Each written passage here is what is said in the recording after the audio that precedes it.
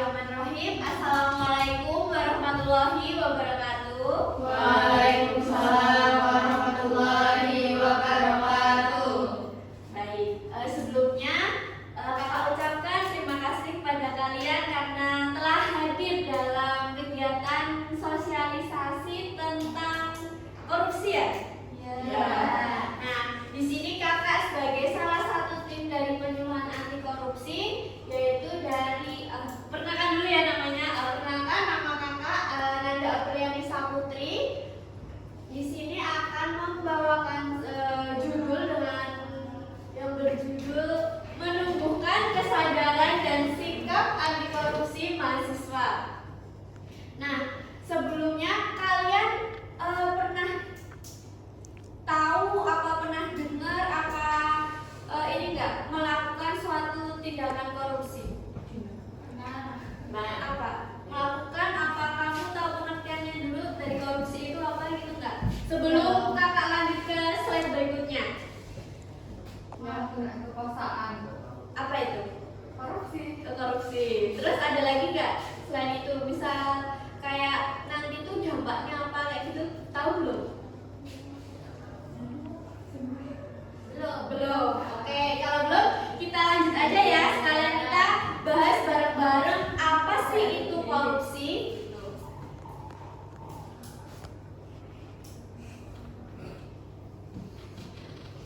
Nah, jadi korupsi itu adalah sebuah penyalahgunaan kekuasaan, jabatan atau kepercayaan untuk keuntungan pribadi atau kelompok. Terus, korupsi bukan hanya masalah hukum, tetapi juga masalah moral karena merusak nilai kejujuran, keadilan, dan kepercayaan publik. Nah, di sini ada yang bisa menjelaskan tidak terkait dengan pengertian dari korupsi. Tadi yang disampaikan Mbak Sapna itu tentang apa? Kewenangan. Apa-apa? Penyalahgunaan kewenangan, kekuasaan atau kewenangan juga ya bisa ya. Nah, terus keuntungannya apa? Tadi bisa buat pribadi itu diri sendiri kita. Terus yang kedua itu atau kelompok. Nah, terus selanjutnya kita lanjut aja ya. Selanjutnya tentang ini mengapa sih penting untuk melawan korupsi? Kalian kan di sini salah satunya sebagai mahasiswa. Nah, kenapa menurut kalian melawan korupsi itu penting? Coba Mbak yang pakai baju hijau, kan sama hijau-hijau. Kenapa korupsi itu penting? Iya, menurut Mbak apa? Karena melawan korupsi atau Ya intinya penting melawan iya, korupsi. kita itu penting untuk melawan sebuah korupsi. Karena kita sebagai mahasiswa itu merupakan agen perubahan yang dimana hal sekecil korupsi itu harus kita lawan. Benar. Kecurangan. Ya benar. Kita ini salah satunya sebagai mahasiswa yang dimana kita sebagai mahasiswa adalah merupakan sebuah agen perubahan yang memiliki peran strategis. Nah, apa sih perlawanan terhadap korupsi itu bisa dimulai dari mana? Bisa yang pertama, keberanian kalian dalam menolak kecurangan. Misal, tahu nggak menolak kecurangan itu seperti apa? Mencontek, menolak ya. Tidak mencontek. Mbak siapa? Mbak April ya, Mbak April ya. Terus ada lagi tidak ikut-ikutan praktik curang. Nah tadi misal temennya ada nyontek di sebelahnya, jangan ikut-ikutan ya kan seperti itu. Oke. Terus berani menyuarakan kebenaran. Ada yang tahu nggak maksudnya berani menyuarakan kebenaran itu apa? Kalau misalnya korupsi, ya kita harus berani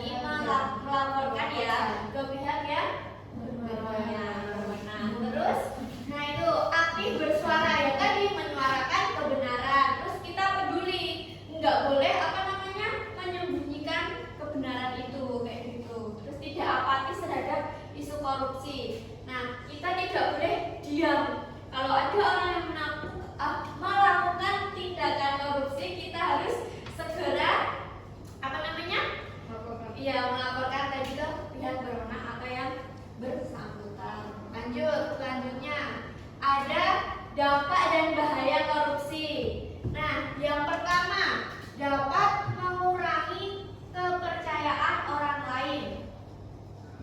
Mengurangi kepercayaan orang lain artinya apabila tadi kalau kita tidak melakukan suatu kejujuran, bisa kita berbohong gitu, kan orang lain tuh pasti akan sulit kan percaya lagi sama kita. Nah, kayak itu bisa. Terus merusak integritas pribadi. Nah, itu apa? Contohnya tahu nggak? Merusak. Kalau kita melakukan korupsi itu kan kita udah tidak jujur. Iya, itu tidak salah satu. Iya. Nah, ya yang harus ditanamkan dari diri kita ini apa ya, jujur itu tadi kan. Kalau kita jujur pasti orang akan percaya lagi gitu kan. Enggak, maksudnya tidak menghilangkan kepercayaan terhadap orang lain. Terus yang ketiga, menghambat pembangunan. Dan yang keempat, menciptakan ketidakadilan sosial. Baik, lanjut saja. Terus bentuk-bentuk korupsi.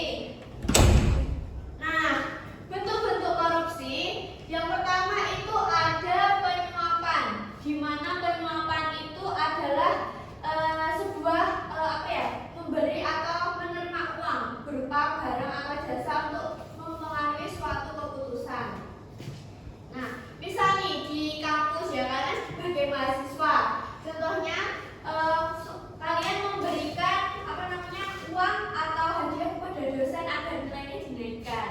Misal, Pak, saya mau nilai saya A, ini saya kasih uang segini, tolong ya nilainya dinaikkan, kayak gitu. Itu tidak boleh. Itu adalah salah satu contoh dari penyuapan. Ya, ada yang belum nggak apa itu penyuapan?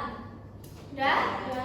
Oke, kalau udah lanjut aja ke yang kedua, ada yang namanya gratifikasi. Nah, gratifikasi ini juga salah satu dari maksudnya tidak jauh berbeda dari penyuapan, yaitu sebuah penerimaan hadiah atau fasilitas karena jabatan seseorang yang mempengaruhi integritasnya. Nah, kalau di sini contohnya itu bisa kayak memberikan parsel atau barang pada pejabat kampus saat proses penilaian atau akreditasi. Terus selanjutnya ada lagi nih, satu lagi bentuk-bentuknya, yaitu nepotisme. Apa itu nepotisme? Coba Mbak yang pakai baju merah. Jangan ngelamun loh Mbak. Nepotisme adalah perilaku memberikan keuntungan, jabatan atau kesempatan kepada keluarga, teman dekat atau orang tertentu bukan karena kemampuan, tetapi karena hubungan pribadi. Iya, contohnya apa Mbak? Coba. Ketua organisasi memilih teman dekat atau kerabat menjadi pengurus inti meskipun tidak memenuhi kualifikasi. Ya. Nah, jadi nepotisme itu suatu perilaku yang memberikan keuntungan, di mana nantinya bisa memberikan kesempatan baik teman dekatnya, keluarganya, atau orang-orang tertentu yang mereka itu merasa dekat, padahal mereka itu nggak punya kemampuan, tapi bisa dalam di dalam lingkungan tersebut. Jadi intinya tuh kalau orang lain bilang itu kalau misalnya nyari pekerjaan itu kalau ada orang dalam pasti masuknya enak. Nah, isinya kayak gitu. Tapi padahal yang kayak gitu itu tidak benar, karena misal dia itu tidak memiliki kemampuan tapi malah diterima di posisi tersebut kayak gitu. Nah, kalau di kampus nih contohnya, kalau kalian ketua organisasi memiliki tempat atau rapat jadi pengurus inti tidak memenuhi kualifikasi. Nah, contohnya tadi yang pakai baju merah namanya Mbak siapa? Nah, Mbak. Nah, misal kalau yang pakai baju hijau yang kita jawab Mbak Nur Andini ya. Misal Mbak Dina jadi ketuanya. Nah, setelah itu Mbak Dina nih merasa sahabatnya siapa namanya Mbak Nur Andini. Nah, terus tanpa apa-apa, tanpa tiba-tiba Mbak Dina langsung Nur, kamu ini aja jadi sekretaris aku biar aku enak gini kayak gitu, tanpa Mbak Nur Andini itu seleksi ya, dia ikut seleksi tapi cuma kayak formalitas aja. Jadi nggak kayak Mbak Nur Andini itu punya kemampuan banyak tapi nggak memenuhi kemampuan yang berhubungan sama sekretaris.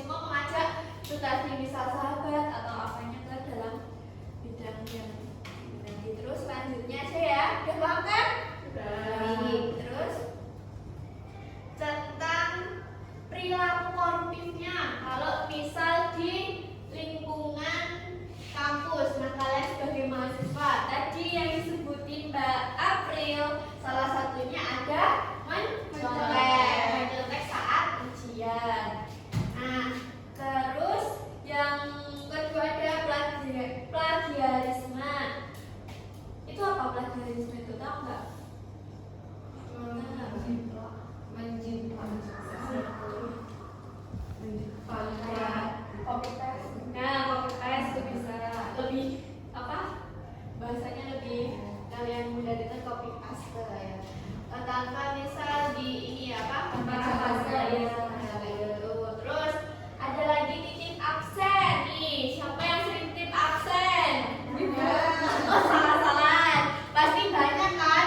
Bisa kalian nggak berangkat pada hari itu. Nah, setelah itu ada apa namanya, kelasnya besar, jadinya nggak kelihatan kan orang itu berangkat apa tidak. Kalian bilang berangkat, padahal nggak berangkat, tapi kelihatan sih apa namanya, misal ya itu tadi, kalau kita titip absen, kalau ruang kelasnya dan mahasiswanya banyak mungkin nggak kelihatan, tapi kalau dikit pasti kelihatan ya kayak gitu. Terus manipulasi data. Nah, kalau manipulasi data itu apa? Kalau misal di lingkungan kampus kita sebagai mahasiswa, kalau misal penelitian ya, nah kita harus menyantumkan data yang real gitu. Terus ada penyalahgunaan jabatan dalam organisasi ya, kayak tadi apa? Nepotisme ya, gitu kan, membuat orang lain jadi. Terus selanjutnya, nah kalau tadi ada perilaku koruptifnya, contohnya, nah di sini kakak akan menjelaskan bagaimana sih sikap anti korupsi itu yang baik. Nah, yang pertama itu ada jujur dalam akademik dan organisasi. Tadi ya, tidak mencontek, tidak plagiarisme, tidak manipulasi data, tidak menyalahgunakan jabatan dalam organisasi. Nah, yang kedua ada bertanggung jawab dan disiplin, di mana harus menjalankan tugasnya tepat waktu, mematuhi aturan yang ada di kampus, terus menggunakan fasilitas dan dana organisasi sesuai ketentuan. Terus yang ketiga, coba dibaca Mbak yang pakai buku putih. Yang ketiga itu menjadi teladan di lingkungan kampus, yaitu menunjukkan perilaku jujur dan adil agar dapat dicontoh oleh teman dan anggota organisasi lainnya. Iya. Jadi yang ketiga itu ada menjadi teladan di lingkungan kampus, yang dimana itu menunjukkan perilaku jujur dan adil agar dapat dicontoh oleh teman dan anggota organisasi lainnya. Terus yang terakhir, yang paling penting banget nih, menjunjung tinggi etika, yaitu apa? Menghormati dosen, tenaga kependidikan, dan sesama mahasiswa serta bertindak sesuai norma dan aturan yang berlaku. Nah, misalnya gimana menghormati dosen dan lainnya itu, kita kalau bertemu saling menyapa, salaman. Coba yang seperti itu. Ya. Nah, enggak jelek. Apa enggak sembunyi namanya istilah bahasa Indonesianya. Enggak ya? Oke, lanjut. Selanjutnya ada sikap berpikir dalam menghadapi korupsi. Yang pertama, kalian harus bersikap kritis dan rasional, di mana artinya kalian tidak boleh itu ikut-ikutan dalam kecurangan, ya kan? Terus yang kedua, membedakan benar dan salah. Kalian harus tahu mana yang boleh dan mana yang tidak boleh dilakukan. Nah, terus yang ketiga, berani menolak melaporkan jika melihat kecurangan atau penyalahgunaan wewenang.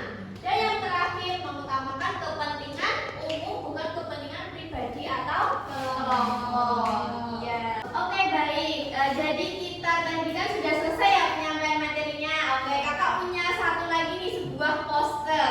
Kakak tampilin bentar ya posternya.